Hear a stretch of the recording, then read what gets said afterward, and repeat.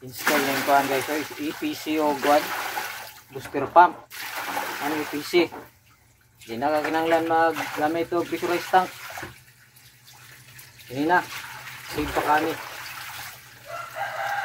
ay hindi na kinanglan pressure gauge, pressure switch, automatic kami siya guys. Ang EPC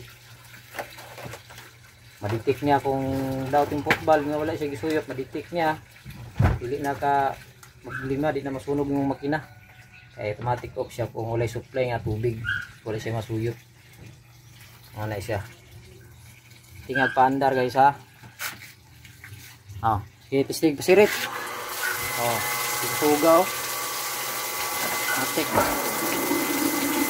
siya, suga guys.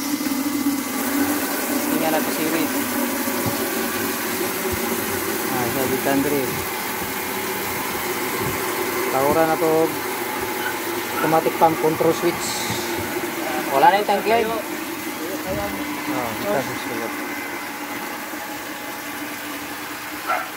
mana ikan dispenser source ikan na siya darang source rio uyok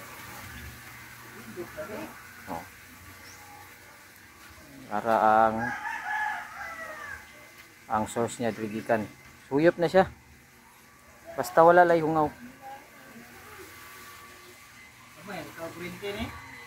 Save kay ka sa imong kuryente ani kay 1/2 horsepower man ato ang booster pump. 1/2 pump. Nawa. Mo ni ang nagkuan. Store guys okay. Mo ni siya. Ay upaw kay na. Apo manggod. Ro. Amo ang mastermind.